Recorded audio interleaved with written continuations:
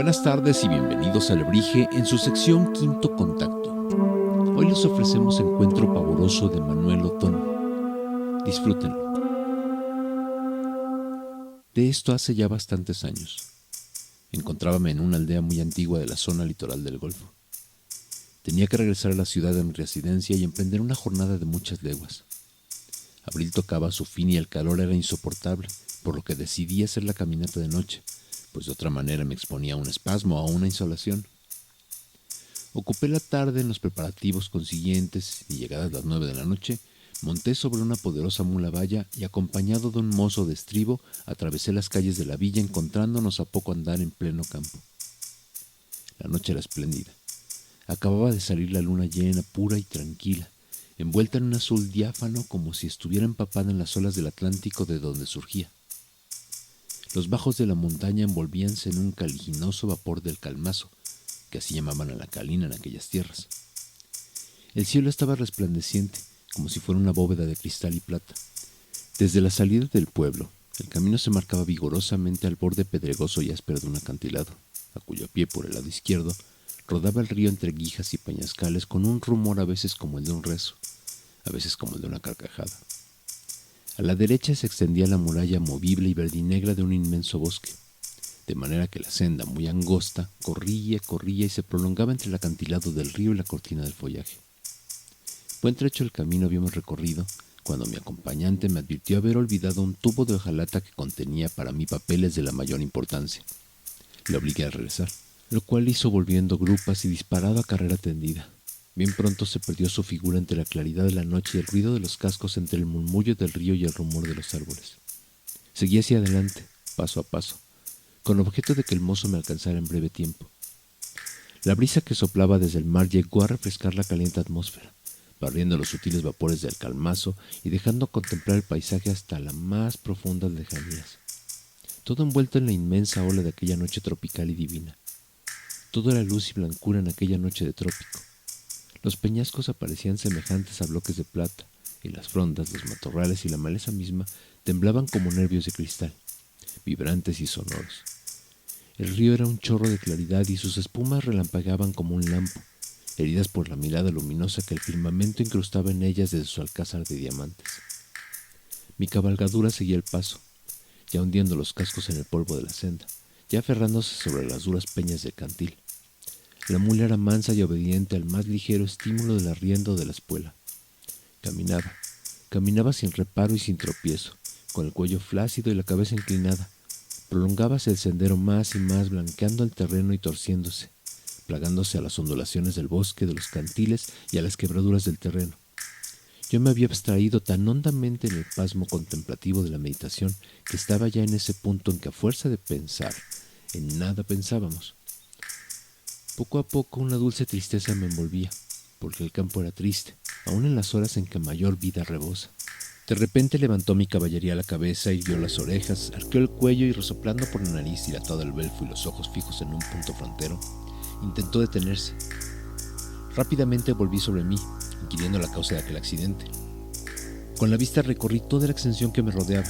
Estoy acostumbrado a ver larguísimas distancias y la noche no es un obstáculo para que pueda distinguir un objeto lejano sin más claridad que las estrellas.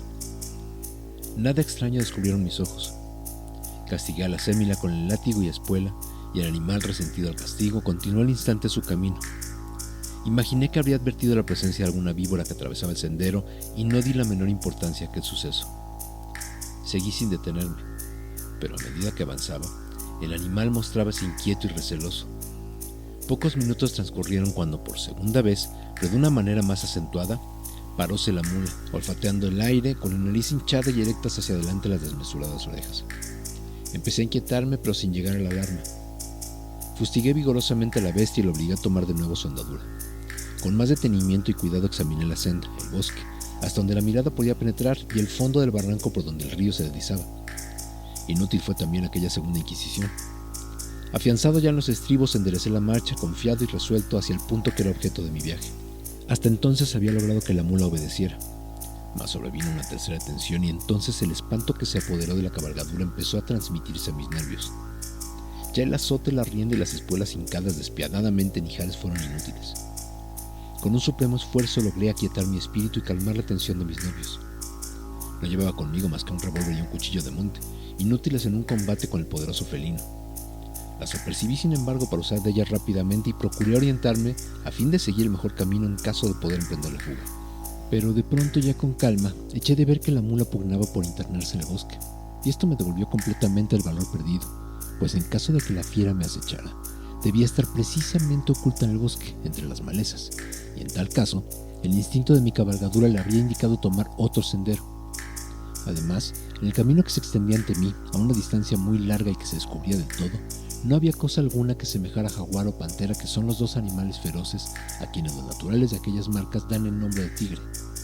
Entretanto, la mula se había calmado también un poco, más bien agotada por el miedo y el terrible castigo que yo le seguía imponiendo sin misericordia, que porque hubiera presentido la ausencia del peligro. Este continuaba, pues ni un momento dejó mi pobre bestia de olfatear el aire, lanzando entrecortados resoplidos. Luego de allí, de la prolongada vereda, venía el peligro. ¿Qué podía ser? La proximidad del hombre no espanta ninguna clase de andaduras, por más que la presiente desde muy lejos. El movimiento que hacen en presencia de la serpiente no tiene nada de común con aquellas muestras de terror sumo que aún duraban en mi espantado animal, rebelde todavía a continuar la marcha. Confuso y pasmado buscaba yo cuál podía ser el objeto que en tan penoso trance me pusiera, cuando a lo lejos, allá de un recodo del camino, surgió de pronto una figura que, aunque avivó de súbito el terror de mi acémila, vino a infundirme un rayo de consuelo, devolviendo del todo la tranquilidad a mi fatigado espíritu. Era un animal, de parecer asno o caballo, de color negro, que la blancura de la noche hacía más negro aún. Sobre él, a horcajadas, sosteníase un hombre vestido de pardo. Estaba el grupo todavía muy lejos para poder apreciar otros detalles. Mas desde luego, aquello era un hombre y yo no estaba ya solo en el monte. Me ayudaría sin duda a salir de aquel conflicto y ambos investigaríamos la causa de tan grande susto. Pero lo extraño y lo inaudito, que para mí no tenía explicación, era que a medida que se acercaba aquel a quien yo veía como un salvador, mi malhadada cabalgadura se estremecía e impacientaba por huir. Sin embargo, transcurrido el periodo álgido, yo podía refrenar aquellos desaforados ímpetus. Soy un jinete medianamente diestro y me impuse al animal, casi gobernándolo por completo. En tanto el otro jinete iba acercándose paso a paso, muy lentamente, como quien no tiene prisa de llegar a ninguna parte. Por la andadura conocí que venía montado sobre un asno, al que no estimulaba para que avivara el paso, dejándolo caminar a toda su voluntad y talante. El lugar donde me encontraba detenido era un sitio más amplio que el resto de la vereda, pues allí precisamente empezaba a ensanchar el camino, en virtud de que los acantilados se iban deprimiendo paulatinamente, formando sobre el río macizo talud de piedra. Ya mi taciturno compañero estaba cerca y pude distinguir que no traía sombrero y sí solamente paliacate ceñido a la cabeza. Quise adelantarme a su encuentro, espoleé, leí las ancas de la cabalgadura, que resistía de todo punto, y solo conseguí acercarla a la vera de la espesura, donde los árboles formaban un claro. En esa posición esperé, siempre con el revólver apercibido, pues no me parecía de más precaverme. Cierto malestar, empero, una especie de ansiedad aguda, me oprimía el pecho, pues a pesar de todo, aún de la próxima compañía de aquel viajero, encontrábame en presencia de algo desconocido, de algo raro, y yo presentía que un acontecimiento estaba pronto a sacudir mi ánimo hasta lo más profundo. Ya solo unos cuantos pasos nos separaban. Ansioso por dar fin a tan extraña situación, hice un supremo y vigoroso esfuerzo. Levanté las riendas, hinqué la espuela y sacudí el azote todo a un tiempo, y la mula se lanzó desesperadamente hacia el perezoso grupo, deteniéndose de improviso a unos 3 o 4 metros de distancia. El negro animal, con esa particularidad de los de su raza, se acercó afanosamente al mío, hasta quedar frente a frente los dos y yo con el jinete. Brusco, terrible, hondísimo fue el sacudimiento que estuvo a punto de reventar los más vigorosos resortes de mi organismo. Un solo instante, pero tan rápido como una puñalada o la fulminación de un rayo que destrozan y aniquilan, un solo instante clavé los ojos en aquella faz que ante mí revelaba sus contornos de un plasticismo brutal y espantable hasta el espasmo del horror. Y en ese instante, lúgubre, no hubo línea, detalle ni sombra que no se incrustaran profundamente en lo más escabroso y recóndito de mi ser. Era un rostro lívido, cárdeno, al que la inmensa luz lunar prestaba matices azules, verdes, casi fosforescentes. Eran unos ojos abiertos y fijos sobre un solo punto invariable, y aquel punto en tal instante eran los míos, más abiertos aún, tan abiertos como el abismo que traga tinieblas y tinieblas sin llenarse jamás. Eran unos ojos que fosforecían, opacos y brillantes a un tiempo mismo, como un vidrio verde. Era una nariz rígida y afilada semejante al filo de un cuchillo. De sus poros colgaban coágulos sangrientos detenidos sobre escaso e hirsuto bigote que sombreaba labios delgadísimos y apretados. Eran unas mandíbulas donde la piel se estiraba tersa y manchada de pelos, ásperos y tiesos, y del lienzo que ceñía la frente se escapaba hacia arriba un penacho de greñas que el viento de la noche azotaba macabramente. Debajo de aquel rostro lóbrego y trágico a la vez, un tronco enhiesto y duro dejaba caer los brazos como dos látigos sobre las piernas dislocadas. Del extremo de aquellos látigos, envueltos en manta gris, surgían dos manos que se encogían desesperadamente cual si apretaran asidas alguna invisible sombra. Y todo aquel conjunto era un espectro palpable y real, con cuerpo y forma, destacado inmensamente sobre la claridad del horizonte. ¿Cómo pude resistir tal aparición? ¿Cómo logré sobreponerme a mis temores y dominar la debilidad de mis nervios tan trabajados por las repetidas y tremendas emociones de aquella noche? ¿Cómo alcancé, por último, a conservar un punto de lucidez y desviarme de tan horrenda larva, lanzando mi cabalgadura como quien lanza hacia el vértigo por entre las intrincadas sendas del bosque para ir después a tomar de nuevo el camino que mi instinto solamente me señalaba? Lo ignoro todavía. Solo sé que al cabo de algún tiempo pude orientarme hacia el sendero antes seguido y ya sobre él proseguí la marcha como a través de un sueño. Como a través de un sueño proseguía, que todo en derredor tomaba aspecto de las cosas entrevistas cuando soñamos. Pero la realidad se imponía tiránicamente a mis sentidos y en vano me figuraba caer bajo el aterrador influjo de una pesadilla. Galopaba. Corría frenético por el blanco sendero que otra vez tomara al salir de la selva. El viento me azotaba el rostro, mis oídos zumbaban y una especie de vértigo me impelía. Pero la misma frescura de la noche y aquel furioso galopar fueron parte de aclamar mi excitación. El perfume acre y resinoso que venía arropado en el aliento de la montaña, al penetrar en mi pecho, ensanchó mi ánimo a la par que mis pulmones. Ya la aparición iba separándose de mí, no la distancia ni el tiempo transcurrido. Veíala en mi mente como a través de muchas leguas y de muchos años. Al cabo de algunos momentos fuese aflojando la carrera y yo no procuraba ya excitarla. Atrevíame primero una, luego dos, por último repetidas ocasiones a volver atrás la cabeza y hundir la mirada en el espacio luminoso. Nada. La soledad que se extendía, que se dilataba en mi derredor por todas partes. Aquel volver atrás los ojos llegó a ser una obsesión dolorosa que habría continuado, distendiendo mis nervios de nueva cuenta, a no haber percibido de lejos voces humanas, cuyo rumor mágico acarició mis oídos como una celeste música, pues había llegado casi a perder la noción de la humanidad. Y pienso que sentí lo que el náufrago confinado a una isla desierta que después de mucho tiempo logra ver a sus semejantes. Las voces se acercaban y distinguí luego a un grupo de hombres que venía por el camino platicando y riendo en amigable compañía. Llegaron hasta mí. Me saludaron corteses y sencillos.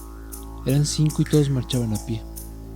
A la pregunta que les dirigí sobre la causa que los obligaba a caminar a deshora, pues no veían ellos ningún apero de labranza ni señal que indicara trabajo alguno. Me contestaron dándome desde luego la explicación de lo que me había ocurrido, aunque yo me guardé bien de hacerles conocer el horror pasado, que ellos seguramente adivinaron en mi descompuesto semblante. En un rancho de la vecina sierra, la tarde anterior había ocurrido una riña a mano armada, en la que sucumbió uno de los rijosos. El matador emprendió la fuga y el cadáver consignado a la autoridad. Iba conducido a la villa de la extraña manera en que yo le había encontrado. Para ahorrarse molestias y evitar que el ramaje se ensanchara en las ropas del muerto, colocáronle los conductores a horcajadas sobre un paciente pollino, sosteniéndole con 2 estacas convenientemente aderezadas en la pareja. Al saber semejante cosa, encontradas sensaciones se apoderaron repentinamente de mí. Ya era un anhelo brusco de abrazar, de agasajar a aquellos bárbaros, ya un furioso deseo de acometerlos. Contuve sin embargo tales ímpetus despidiéndome de la patrulla. Proseguí la interrumpida jornada. La del alba se venía a toda prisa cuando el repetido ladrar de perros y el alegre canto de los gallos me anunció la cercanía de un rancho que se recuesta en los estribos de la montaña. Llegado que hube, hice parada en el primer solar cuyos jacales empezaban a humear. Eché pie a tierra y me propuse esperar a mi rezagado mozo mientras daban un pienso a mi caballería y a mi frugal, aunque confortante refrigerio. El sol salía apenas, cuando despavorido, trastornado, casi loco, llegó por apartado sendero el infeliz sirviente. Detenido en la villa mientras le entregaban los papeles, le pareció necesario refugiarse con buena ración de aguardiente. Un tanto ebrio, emprendió a todo escape la carrera para darme alcance, pero a poco la dipsomanía le obligó a detenerse en las últimas casas del poblado. Ya bastante excitado prosiguió la marcha, y en un lugar del camino tuvo el mismo pavoroso encuentro que yo. Llevaba un inmenso cigarro de hojas de maíz y había gastado todos los fósforos en encenderlo. Al divisar el macabro noctámbulo, dirigióse sueltamente a él para que le proveyera de fuego, y su sorpresa y espanto fueron mayores 1000 veces que los que yo pasara. Pues montado en un caballo que no se asustaba y siendo supersticioso en extremo, como toda la gente campesina, fue brusquísimo y terrible el golpe mortal que recibió su mezquino y desorganizado cerebro. La embriaguez huyó como por encanto, y habilísimo jinete se arrojó por el acantilado abajo, siguiendo toda la margen del río hasta encontrarse conmigo en el rancho de la montaña. Por esa razón no topó con los conductores del cadáver, y le tuvo, desde el espantable encuentro, por cosa del otro mundo. Cuando rendimos al día siguiente la jornada, cayó el desgraciado mancebo presa del mortal paludismo, que degeneró en una terrible fiebre cerebral. Pocas semanas después estaba muerto, y yo, a pesar de lo bien librado que salí, no las tuve todas conmigo. Yo soy Eric Suárez y esto es El Alebrije. No olviden seguirnos en redes sociales, suscribirse al canal, dar pulgares arriba, compartir y activar la campana de notificaciones para nuevos contenidos. Hasta la próxima.